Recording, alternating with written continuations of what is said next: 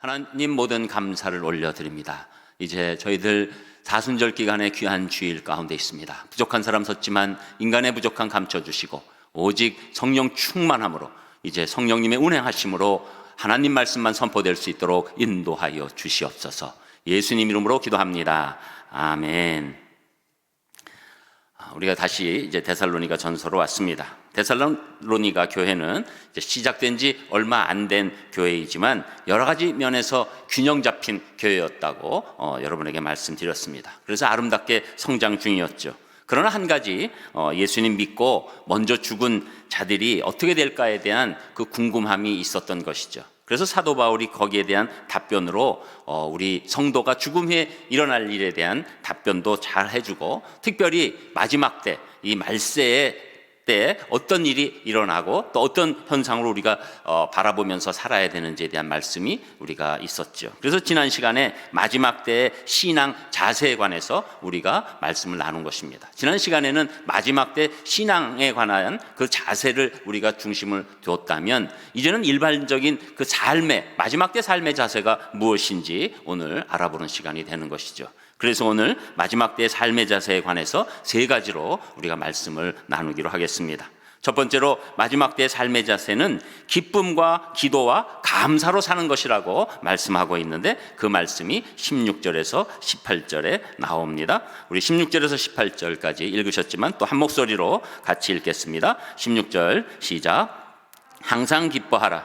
쉬지 말고 기도하라. 범사에 감사하라.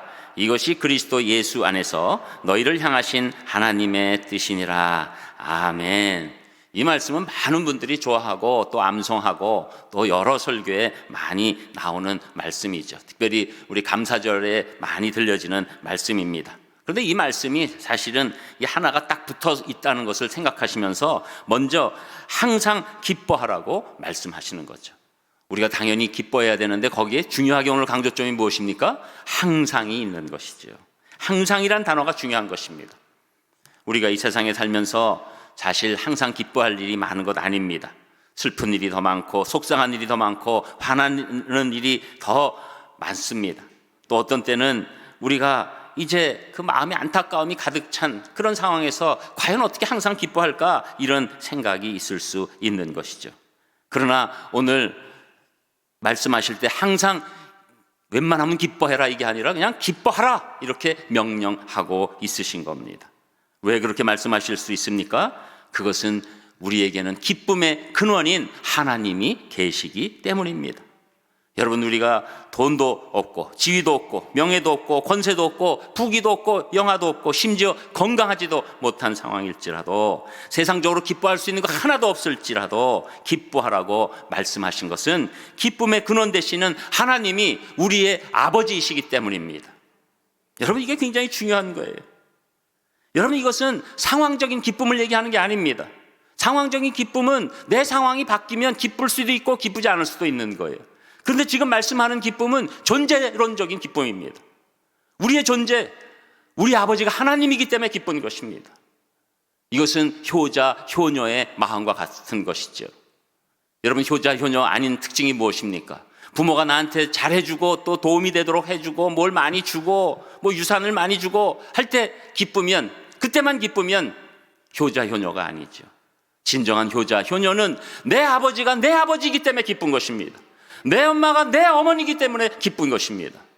이것이 여러분 우리에게 상황적인 기쁨이 아닌 존재적인 기쁨이 된다는 것이죠. 사도 바울은 오늘 그것을 원하는 거예요. 그래서 우리는 자신을 하나님의 아버지이시기 때문에 항상 기뻐할 수 있는 사람으로 바뀌게 된 것입니다. 그런데 하나님을 아버지라고 부를 수 있게 된 특권이 어디서 온 것입니까? 예수 그리스도의 십자가에서 온 것이죠. 우리가 예수 그리스도의 십자가를 믿을 때 하나님이 우리 아버지가 되는 놀라운 특권이 우리에게 임한 줄 믿습니다. 그러니까 하나님의 그 존재적인 그 기쁨이 넘쳐나기 때문에 시편 4절 7절 말씀해 보면, 주께서 내 마음에 두신 기쁨은 그들의 곡식과 새 포도주가 풍성할 때보다 더하니이다. 새 포도주 이거 막 풍성하게 거두면 얼마나 좋겠습니까? 그런데 하나님을 향한 이 존재적인 기쁨은 그거보다 더 크다, 이렇게 말씀하고 있는 것이죠. 그러므로 하나님이 우리 마음에 두신 기쁨, 이것은 끊임없이 영원하게 항상 기뻐할 수 있는 놀라운 중심이 되는 것입니다. 저는 여러분이 무엇보다도 하나님 한 분 그 아버지로 말미암아 기뻐하시기를 주님의 이름으로 축복합니다. 그러면서 17절에 넘어가서는 연결되면서 쉬지 말고 기도하라고 말씀하는 거죠. 여기서도 강조점은 기도하라, 당연히 기도하는 것이지만 쉬지 말고가 더 강조점이 되는 것입니다. 여러분, 쉬지 말고 기도한다, 이것은 기도가 호흡이라는 것이에요. 여러분, 산 사람은 호흡하고 죽은 사람은 호흡하지 않습니다. 여러분, 영적으로 죽은 사람은 기도하지 않습니다. 영적으로 산 사람은 기도하는 사람입니다. 그런데 쉬지 말고 기도하라니까 24시간 우리가 기도를 어떻게 합니까? 여러분, 그런데 24시간 기도하는 길을 하나님께서 알려주시는 거죠. 그건 무엇입니까? 우리가 늘 하나님을 의식하는 거예요. 하나님을 인식하는 거예요. 그런 분들은 보통 때도 하나님 앞에 기도할 수 있는 분이고 그 마음이 하나님으로 가득 차 있습니다. 운전할 때도 하나님을 의식합니다. 설거지할 때도 하나님을 의식합니다. 심지어 사람이랑 말할 때도 하나님을 의식할 수 있습니다. 이것이 바로 쉬지 않고 기도하는 호흡적인 기도를 말씀하고 있는 것이죠. 그래서 사도 바울은 그것을 원하는 거예요. 하나님을 계속 의식하면서 호흡처럼 대화하는 기도, 그 기도를 원하고 있는 것이죠. 그러면서 18절에는 범사에 감사라고 말씀하고 있습니다. 여기서도 강조점은 당연히 감사해야 되지만 범사가 중요한 것이죠. 범사란 좋은 일, 나쁜 일, 평범한 일, 안타까운 일, 어떤 일도 다 포함하고 있는 것입니다. 번영의 때도 또 역경의 때도 포함하고 건강할 때도 건강하지 않을 때도 성공할 때도 실패할 때도 다 포함하고 기쁠 때도 슬플 때도 또 아무렇지도 않은 맹숭맹숭할 때도 다 포함하고 있는 것입니다. 행복할 때, 불행할 때도 다 포함하고 있는데 그 근거가 무엇입니까? 예수 그리스도 안에서 우리가 감사를 찾을 수 있다는 것이죠. 그리스도 예수 안에서는 역경도 질병도 가난도 실패도 슬픔도 불행까지도 다 감사의 조건이 되는 것입니다. 왜냐하면 그것이 그것으로 끝나지 않기 때문입니다. 하나님의 섭리가 있기 때문입니다. 그 섭리가 뭉쳐지면 놀라운 하나님의 선으로 바뀌게 되기 때문입니다. 우리는 그것을 알기 때문에 어떤 상황에서도 감사할 수 있는 것이죠.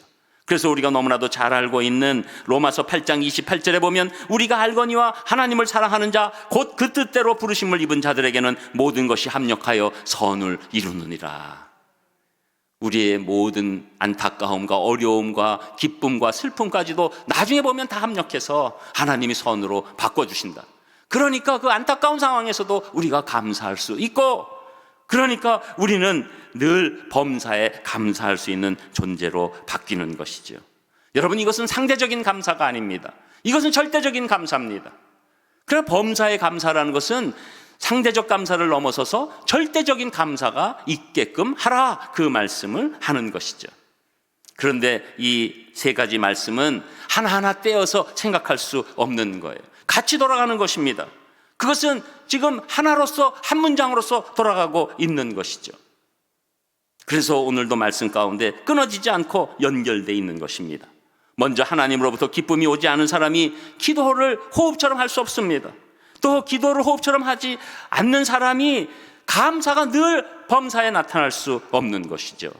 거꾸로 보면 범사에 하나님께 감사하는 사람이 기도하는 사람이 되는 것이고, 또 기도하는 사람이 하나님 그 기쁨이 늘 마음에 가득 찬 그런 사람이 된다고 말씀하는 것입니다. 그러면서 끝부분에 이런 모든 것이 너희를 향하신 하나님의 뜻이니라. 기쁨과 기도와 감사로 사는 것, 이것이 하나님의 뜻이라는 거예요. 사람의 생각이 아닌 겁니다. 사람의 생각은 이걸 다 유지할 수 없어요. 그러나 이렇게 하는 것이 하나님의 뜻이다, 이렇게 말씀하고 있는 것입니다. 그러니까 여러분, 우리가 진정한 크리스찬인가를 우리가 한번 검증해 볼 때 무엇이 있어야 됩니까? 우리 심령에 기쁨과 기도와 감사가 있어야 되는 것이죠. 우리 진정한 크리스찬의 세 가지 마크가 되는 것입니다. 많은 사람들이 자신이 속한 조직을 나타내기 위해서 이렇게 배지를 달지요. 그래서 국회의원들이 그 배지를 달려고 얼마나 노력들을 합니까? 그냥 우리가 상상할 수 없는 일들을 다 하지요. 그런데 크리스찬들이 꼭 달아야 될 배지가 있는데 그거는 기쁨과 기도와 감사의 영적 배지인 것입니다. 저는 여러분들이 한시도 빼놓지 않고 존재적인 기쁨과 호흡과 같은 기도와 절대적 감사로 사시기를 주님의 이름으로 축복합니다. 그리고 두 번째, 마지막 때의 삶의 자세는 우리가 성령 충만으로 말씀대로 살아야 한다고 말씀하는데 그 말씀이 19절, 20절에 나옵니다. 우리 19절, 20절도 한 목소리로 같이 읽습니다. 19절 시작. 성령을 소멸하지 말며 예언을 멸시하지 말고. 아멘. 19절에서 먼저 바울은 성령을 소멸하지 말라고 말씀합니다. 문자적인 뜻으로는 바로 불을 끄거나 억누르는 의미가 되는 것이죠.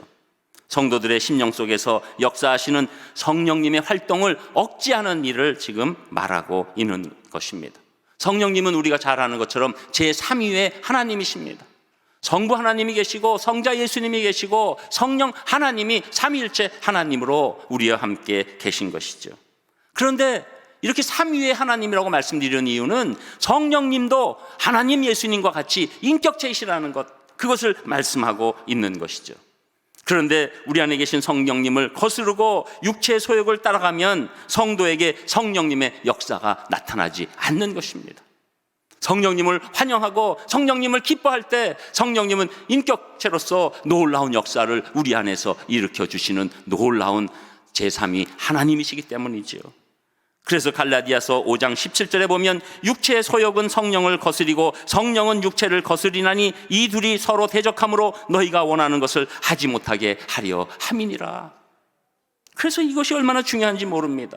즉 자신의 욕망대로 자기 본의적으로 삶을 살게 되면 성도들에게 성령님의 역사는 사라지고 맙니다. 그리고 더 나아가면 믿지 않는 사람과 아무런 차이를 볼 수 없게 됩니다. 자기 자신만이 삶의 주인이 되고 자기 마음대로 모든 것을 계획하고 모든 행동에 성령님은 전혀 없어지는 것이죠. 이러한 사실에 대해서 유명한 신학자인 매튜 헨리는 이렇게 말합니다. 연료를 없애버리면 불은 꺼지고 말듯이 우리가 우리 영혼을 분발시키지 않는다면, 또한 우리 안에 모든 것을 성령님의 지시에 일치시키지 않는다면 우리는 성령님을 소멸시키게 될 것이다. 물을 붓거나 흙을 끼얹으면 불은 꺼지고 말 것이다. 이렇게 말씀합니다.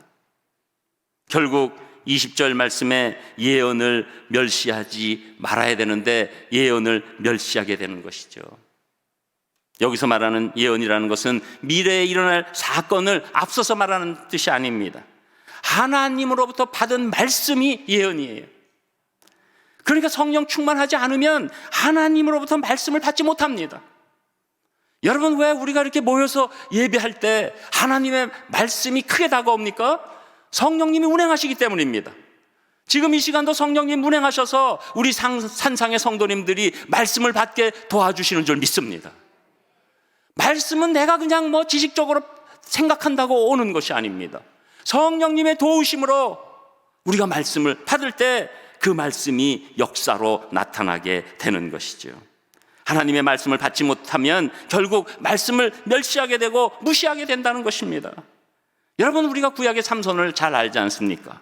삼손이 나실인으로서 머리카락을 자르지 않고 말씀 따라서 살 때 성령님의 역사로 엄청난 능력을 발휘했지만 들릴라의 유혹으로 말씀에서 벗어나서 머리카락이 잘리고 그리고 성령님이 떠났을 때 보통 사람들보다도 못한 모습으로 소처럼 묶여서 맷돌을 굴리는 그런 최악의 모습으로 전락하는 것과 같은 것이죠. 우리가 성령님을 소멸하지 않고 성령님의 인도하심에 따라 성령 충만하면 놀랍게도 하나님의 말씀을 멸시하지 않게 될 뿐만 아니라 말씀을 가장 소중히 여겨서 말씀대로 살게 될 줄 믿습니다. 여러분, 마지막 때에는 세상의 파도에 따라 살 것인가 말씀을 따라 살 것인가가 우리의 삶의 자세로 크게 나뉘어집니다. 어떤 사람은 그냥 삶의 마지막 때 잘 살 것인가 못 살 것인가, 집 있을 것인가 집 없을 것인가, 이런 식으로 갈릴지 몰라도 영적으로 제일 중요한 것, 우리가 세상의 파도에 따라서 살 것인가 아니면 하나님의 말씀에 따라 살 것인가로 두 그룹이 완전히 구분되게 될 것입니다. 세상이 마지막으로 가면 갈수록 세상의 파도는 더욱더 거세집니다. 예측할 수 없는 파도가 몰아칩니다. 여러분, 지금 우리가 고생하고 있는 이 코로나19의 사태도 그런 파도의 하나입니다. 전염병이 여러분 이 정도의 수준이 될 줄은 아무도 몰랐습니다. 온 세계가 동시에 이렇게 마비될 줄은 아무도 몰랐고 전에도 한 번도 없었던 일이에요. 아무리 커도 유럽, 아시아 이렇게 되었지 온 세계가 이렇게 꼼짝 못하고 이렇게 되는 수준, 예측할 수 없는 이 코로나의 파도가 결국 치게 되니까 동시에 온라인의 파도도 같이 몰려왔습니다. 기업의 생태계가 완전히 바뀌었습니다. 최근에 한 업체가 미국에서 상장했을 때 지금 웬만한 유통업체를 다 뛰어넘어 버렸습니다. 이런 거예요. 이 마지막 때 파도가 오면 우리가 예측할 수 없는 일로 막 들어가게 됩니다. 지금 온라인 중심적으로 준비해온 기업이나 조직은 흥하고 그렇지 않으면 매우 어려운 시대입니다. 이때 사람들은 온라인만이 또 살 길이구나 하고 몰려가고 있습니다. 그런데 마지막 때는 분명히 또 다른 파도가 오게 될 것입니다. 그때는 온라인만 가지고도 되지 않고 또 다른 흐름이 세상을 지배하게 될 것입니다. 여러분, 서핑이라는 운동을 우리가 알지요. 그동안은 별로 없었는데 우리나라에서도 양양에 좋은 서핑의 파도가 있잖아요. 그래서 우리 젊은 친구들이 많이 가서 2주도 하고 거기서 또 가기도 하면서 그 운동을 즐기는데, 여러분, 이 서핑은 한마디로 말하면 파도를 극복하는 운동입니다. 그 운동 원리를 모르면 바다에 다 빠지게 돼 있어요. 세상도 마찬가지입니다. 마지막 때 수많은 파도가 치게 되는데 이때 파도의 방향만 좇으면 결국은 바닷물에 다 빠지게 되는 것이죠. 그러나 파도의 궁극적인 원리를 알게 되면 파도에 빠지지 않고 끝내 승리하게 되는 것입니다. 여러분, 그 원리가 어디서 나옵니까? 하나님이 믿는 자들에게 주신 세상 사용 설명서인 성경이 그의 가장 결정적인 원리가 되는 줄 믿습니다. 여러분, 어떤 파도가 와도 이 세상에 하나님이 운행하시는 원리를 우리가 적용하기 시작하면 우리는 승리하게 되지요. 근데 여기서 끝나면 안 됩니다. 이 원리를 우리가 지켜내야 되는데 우리 이 힘으로 마지막 때 이 성경의 원리를 세상에서 지킬 수 있는 힘이 없는 거예요. 그래서 예수님께서 승천하신 후에 우리에게 예수 그리스도를 믿는 자들에게 주신 놀라운 선물, 보혜사 성령님이십니다. 예수 그리스도를 믿는 자에게 다 보혜사 성령님이 계신 줄 믿습니다. 그러니까 우리가 보혜사 성령님에 의해서 보혜사 성령님에 충만하고 보혜사 성령님을 소멸하지 않고 그 성령님께서 마음대로 우리 안에서 움직이시게 우리가 드릴 때, 그때부터 우리는 세상에서도 능히 말씀을 행할 수 있는 능력과 힘이 공급되는 줄 믿습니다. 그래서 우리는 마지막 때 이렇게 성령 충만해서 말씀대로 살면 바보 같아 보일지 몰라도 결국에는 세상의 파도를 여유 있게 타면서 승리하게 되는 줄 믿습니다. 여러분, 이것이 인생의 비결이에요. 저는 마지막 때 성령 충만으로 우리 산상의 성도님들이 말씀대로 사시기를 주님의 이름으로 축복합니다. 이것은 언뜻 보면 바보 같아도 가장 지혜로운 길이요, 가장 합당한 길이요, 보장된 길인 줄 믿습니다. 그리고 끝으로 세 번째, 마지막 때의 삶의 자세는 선을 취하고 악을 버리며 사는 것이라고 말씀하는데, 그 말씀이 21절, 22절에 나옵니다. 우리 21절, 22절도 또 같이 읽습니다. 21절 시작. 범사에 헤아려 좋은 것을 취하고 악은 어떤 모양이라도 버리라. 아멘. 21절에서 바울은 범사에 헤아려, 범사를 헤아리라는 것이죠. 직역하면 이는 모든 것을 시험해서 입증하라는 것입니다. 그래서 모든 것을 검증하지 않고 그대로 받아들이면 마지막 때 큰 고통을 당할 수 있다는 거예요. 한마디로 영적 분별력을 가지라는 것이죠. 그래야 무엇이 선인지 무엇이 악인지 구별할 수 있다는 것입니다. 영적 분별력 어디서 옵니까? 이미 여러분 앞에 말씀드린 우리가 기도와 말씀과 성령 충만함이 있을 때 영적 분별력이 생기는 것이죠. 특별히 여러분, 주일날 그냥 지나가는 말씀 같아도 지금 주일날 여러분이 이렇게 계신 것, 영적 분별력이 점진적으로 올라가는 것인 줄 믿습니다. 여러분, 신자가 변화하는 것 이렇게 보면 맨 처음에는 그냥 나도 그냥 그런 얘기 다 할 것 같아. 근데 절대 그렇지 않습니다. 신앙생활을 하면 할수록 영적 분별력이 올라가서 세상 일을 대해서 판단하는 게 달라지는 거예요. 옛날에는 어떤 일에만 함몰해서 그냥 그것만 자꾸 판단하고 거기에 옳은 것만 판단하죠. 그러나 영적 분별력이 생기면 크게 볼 수 있는 영안이 우리에게 다가오게 됩니다. 여러분, 제일 좋은 판단이라는 건 어떤 판단입니까? 단기적으로 좋은 것이 아니라 끝까지 좋은 것, 장기적으로 좋은 것이 잘하는 판단이죠. 영적 분별력이 그것을 대표하는 판단력이 되는 것입니다. 그래서 우리는 무엇이 선인지 무엇이 악인지 구별할 수 있고, 그리고 하나님의 일이 이루어지는 곳에서 사단의 역사도 볼 수 있는 그런 놀라운 영적 통찰력까지도 우리에게 생기는 것이죠. 여러분, 하나님의 일이 흥황하면 동시에 사단이 그 배후에서도 또 그것을 공격하기 위한 일들이 많아진다는 것을 우리가 꼭 깨달아야 하는 것이죠. 그래서 신학자 핸드릭스는 이렇게 얘기합니다. 하나님께서 미라를 뿌리시는 곳에는 어디든지 사단이 독초를 뿌린다. 하나님께서 교회를 세우시는 곳에서는 어디든지 마귀가 그의 전을 세운다. 그리고 보혜사 성령님께서 말씀을 나타내시는 곳에서는 사단은 거짓 말씀으로 유혹한다. 이렇게 말씀하는 것이죠. 그러므로 마지막 때 성도는 세상에서 이루어지는 일들을 바라보면서 하나님 시각에서 좋은 것이 확정되면 기꺼이 취하라는 것이고, 22절의 말씀처럼 사단이 주는 악으로 판명되면 아무리 큰 이득을 줄 것 같아도 이 일을 과감히 버리라는 것입니다. 그래서 시편 97편 10절에 보면 여호와를 사랑하는 너희여 악을 미워하라. 그가 그의 성도의 영혼을 보존하사 악인의 손에서 건지시느니라. 이렇게 말씀하는 겁니다.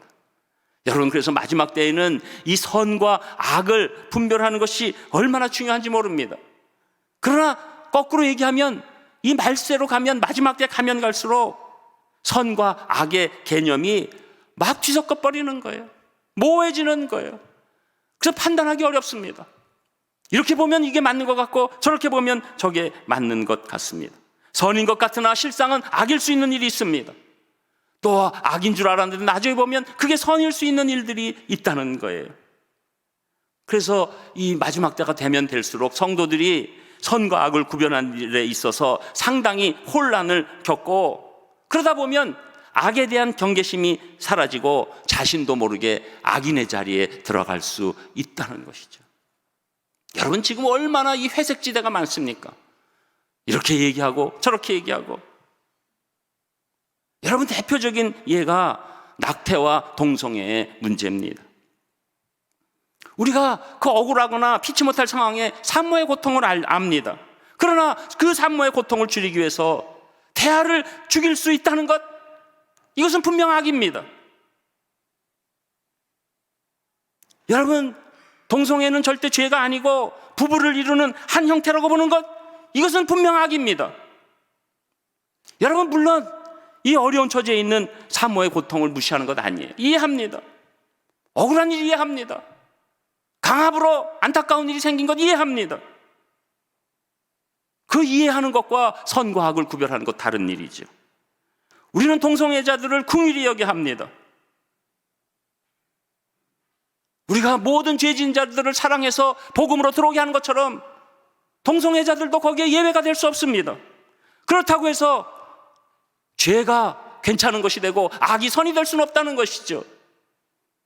또 거꾸로 보면 동시에 미국이나 캐나다에서 낙태 반대의 극렬주의자들이 임신 중절 수술을 하는 의사들을 암살합니다. 그 사회 문제가 또 되죠. 여러분, 태아를 살리겠다고 그런 운동을 하면서 다른 사람을 죽이는 살인을 하는 것 악입니다. 또 어떤 분들은 동성애 반대 운동하면서 동성애자들을 극히 혐오하고 공격하고 결국은 죽이는 일까지 있는 일이 나오는 것이죠. 이건 악입니다. 제가 왜 이렇게 단호하게 말씀할 수 있습니까? 성경이 말씀하기 때문입니다. 성경의 말씀으로 영적 분별력을 우리가 가져야 합니다. 여러분, 요사이 교회를 보면 참 안타까운 일이 많습니다. 우리 교회가, 이 대한민국의 교회들이 하나님의 말씀보다 이념이나 진영이 더 위에 올라가 있어요. 어떤 분들은 성도님들이 저에 대해서 제일 궁금해하는 그런 질문이, 저분은 보수일까 진보일까?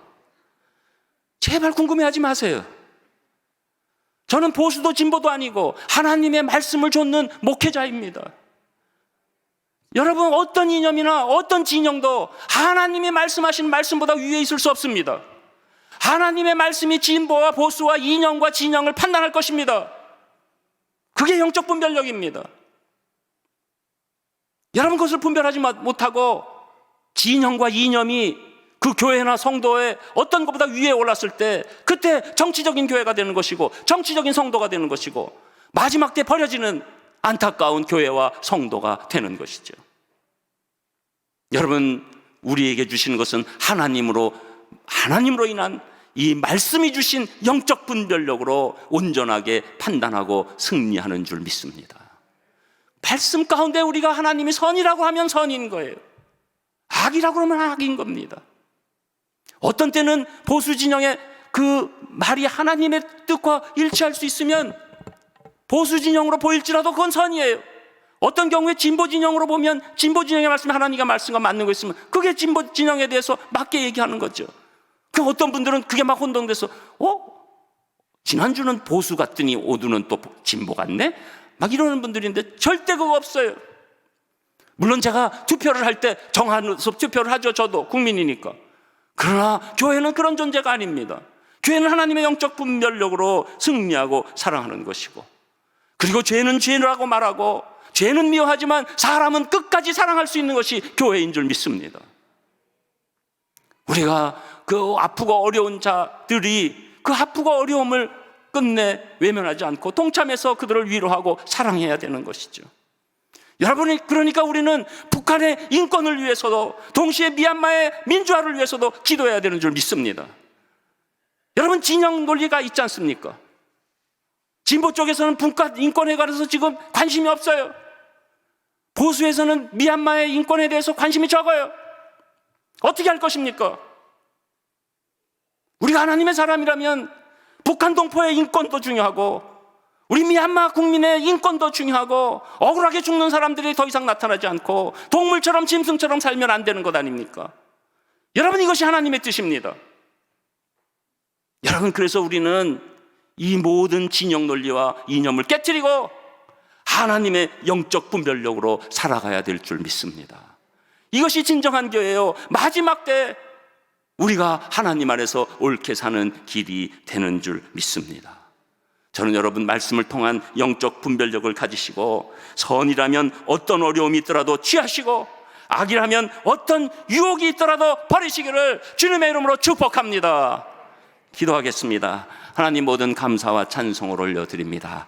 오늘 사도 바울의 말씀을 통해서 마지막 때 우리가 어떻게 살아야 되는지 말씀해 주셨사오니 그 삶의 자세를 굳건히 지켜서 승리해서 우리가 파도를 하나님의 말씀으로 타고 그리고 이 땅에서 승리하는 영광을 올려드릴 수 있도록 인도하여 주시옵소서.